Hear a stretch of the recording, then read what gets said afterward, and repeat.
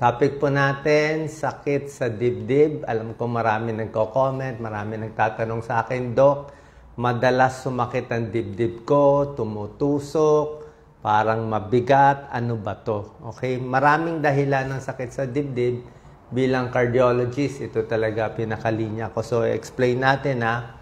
So, malalaman natin kung ano ang cause ng sakit sa dibdib mo. Ito, actually 15 possibilities. Pero shortcut natin, madali lang naman to. Number 1 cause ng sakit sa dibdib, yung pinakaayaw natin is angina. Ibig sabihin ng angina, ito yung sakit sa dibdib galing sa puso. Nagbabara yung ugat sa puso, nagkukulang ng daloy ng dugo sa puso, kaya nagche-chest pain, di ba? Ito yung number 1 angina. Paano natin malalaman ang character ng sakit sa puso? Explain ko na. Yung angina mismo, yung tunay na sakit sa puso, kailangan between 5 minutes to 15 minutes lang yan. Ganyan lang. 5 to 15 ang mabilis at matagal na sakit sa dibdib. Pag sinabi mo yung sakit sa dibdib mo, wala pang 1 minute, nawawala. Hindi na sakit sa puso yon. Pag sinabi mo yung sakit sa dibdib mo, 2 oras, 3 oras, hindi na sakit sa puso yon. Kasi pag 3 oras, dapat wala na yung pasyente, 3 hours eh. So usually, 5 to 15 minutes lang yan ang sakit. Tapos, ang sakit ng tunay na sakit sa puso ay nagtitrigger dyan kung napagod ka.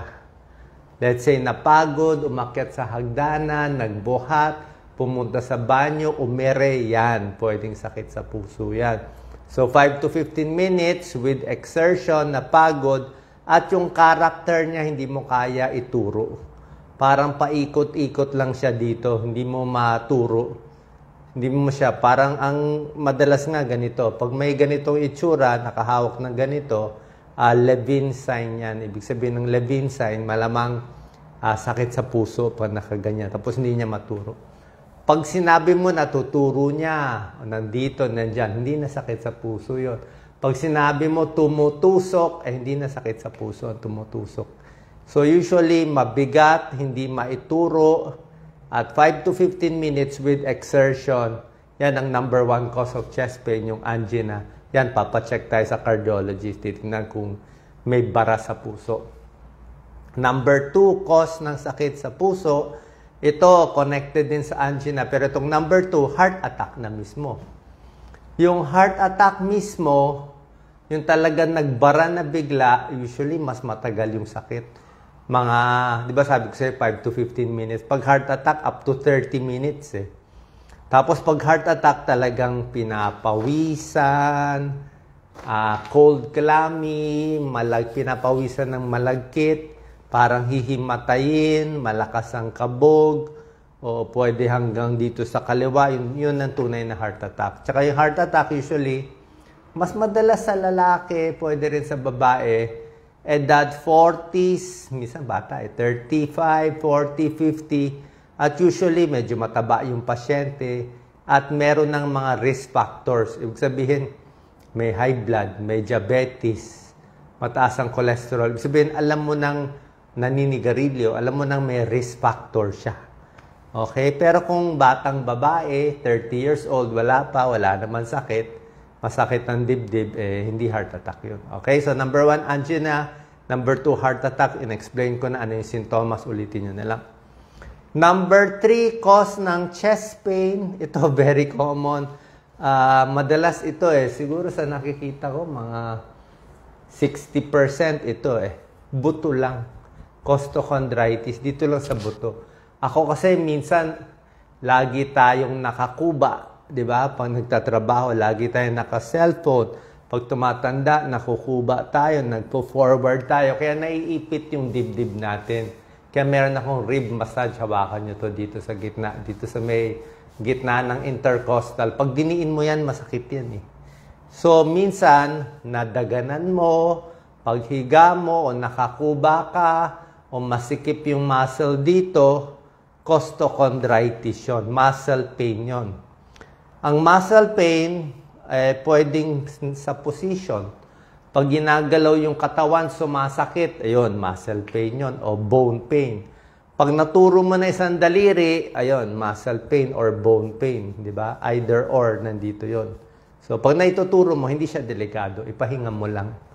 Okay, wag na masyadong hilot-hilutin. Siguro, pag pagaling na, pwede luluwagan. So, costochondritis, tinutusok-tusok, minsan ilang oras nandyan, tapos nawawala, wag mo napansinin yan.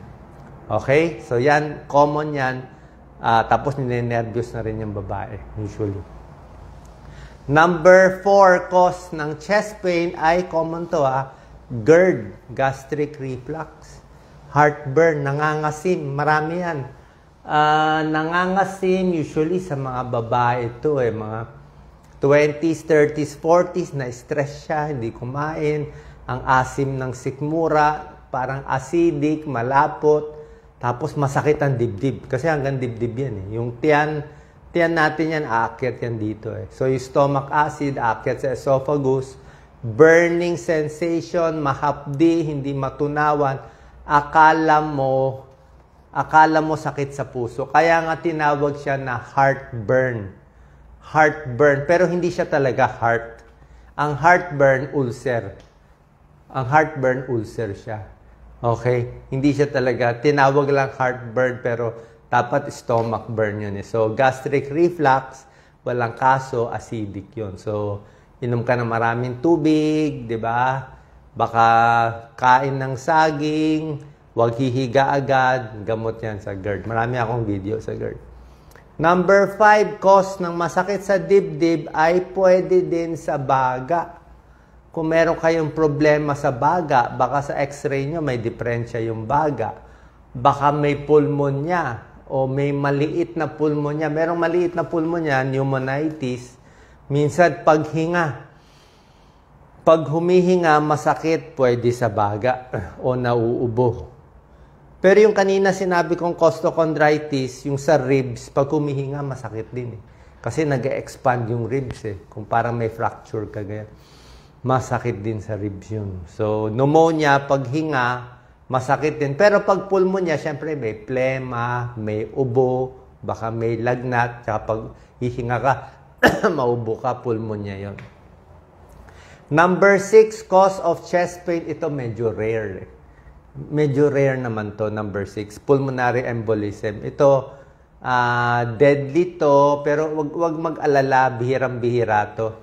So, itong pulmonary embolism, may varicose veins na malaki, may manas sa paa, hindi gumagalaw yung paa, usually may edad, nagbuo yung dugo sa paa. Kaya sabi ko nga, wag uupo ng 8 hours Lakad-lakad, galaw-galawin. Parang ito ngayon, nakaupo ako, nagbibideo, ginagalaw ko pa ako.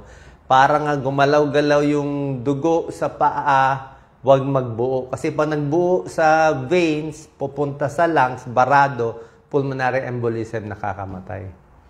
Okay, rare to, pero rare. Number 7, pwedeng muscle strain lang. Di ba kanina sinabi ko, di ba, pwede buto, pero pwedeng muscle din. Baka nabugbog, nasuntok. Di ba? Tingnan mo, baka may problema dito. Baka na-strain lang, napilay. Number 8, cause ng chest pain. 8 out of 15. Common to number 8. Panic attack.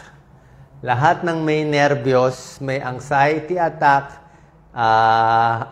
kita sa mukha nervyos yung babae, nervyos din yung lalaki, panic, taranta, hirap huminga, panic siya, mabilis ang heartbeat, feeling niya mamamatay na siya, talagang matindi, panic attack pala, nagche-chest pain din. Pero yung chest pain nun, hindi katulad nung character ng angina na 5 to 15 minutes iba. Usually, panic attack, parang basta masakit lahat. Number 9, ito very rare din. Aortic dissection. Okay? Aortic dissection, rare to pero meron nangyayari, yung aorta, hindi sa puso, yung aorta mismo, may napupunit. May nangyari na to, yung may mga nagba-viral aortic dissection, biglang namamatay. Pero rare to. Usually may high blood o may lahi na pupunit. Usually high blood ang ginagamot. Number 10, pwedeng peptic ulcer disease. Para din siyang GERD. Pero ito lang may ulcer. Mas may gasgas yung sikmura. Mas matindi lang yung ulcer kaysa sa GERD. So, yung pa rin, nalipasan ng pagkain, nangangasim ang sikmura. Number 11, ito medyo malayo-layo na. Kung ang sakit ay sa puso, dapat sa gitna eh. Hindi pwede sa kaliwa konti, pero usually sa gitna, hanggang kaliwang kamay, dito sa panga pwede. Itong gallbladder, number 11, gallbladder stone, usually gitna o pakanan. Gitna o pakanan ng sikmura masakit hanggang tumutugon dito sa scapula, sa likod natin. So, sa gitna ng likod, mula dito sa kanan, yung gallbladder yon. So, pag gallbladder naman, gallbladder stone, usually kumain ng matataba, oily foods, tapos sumakit ang tiyan. In ultrasound ang tiyan, nakita may gallbladder stone. Usually may katabaan yung pasyente, pwedeng babae, edad 30s to 40s, gallbladder stone. Yun, chest pain din. Number 12, minsan, yung chest pain, may diferensya sa balat pala. Kaya yung mga pasyenteng may chest pain, tinitingnan namin agad yung dibdib, yung balat mismo. Baka may sugat, baka may shingles. Shingles is kulebra. Meron mga kami dati pasyente may kulebrang malaki dito.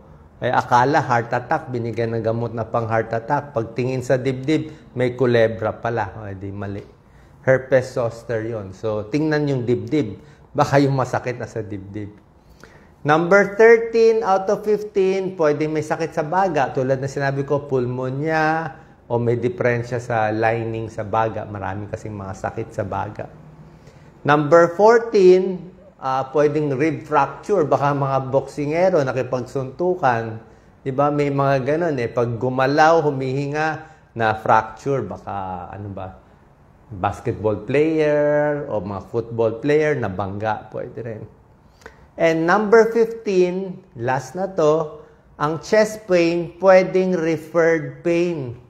Baka ang masakit sa leeg o sa ipin, dito lang naramdaman.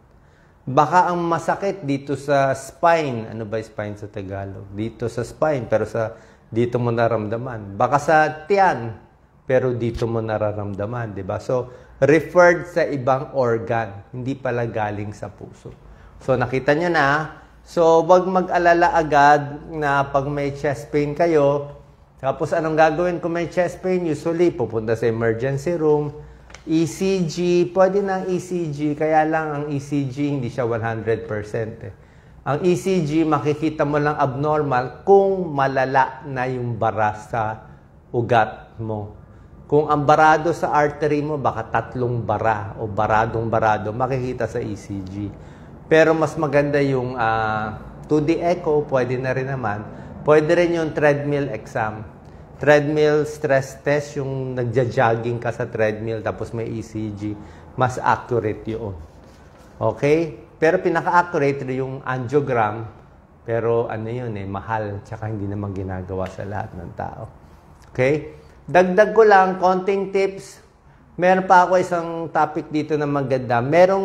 Ito naman tungkol sa heart attack. Para lang warning lang, di ba? Just in case heart attack Sino mas tinatama ng heart attack? Itong topic natin para sa mas may edad, 40, 50s, naninigarilyo, may diabetes, may high blood, taas cholesterol, puro matataba, puro alak kinakain. Talagang ready siya ma-heart attack. So, itong mga pasyente, tinignan nila. I think around 500 patients na inatake sa puso.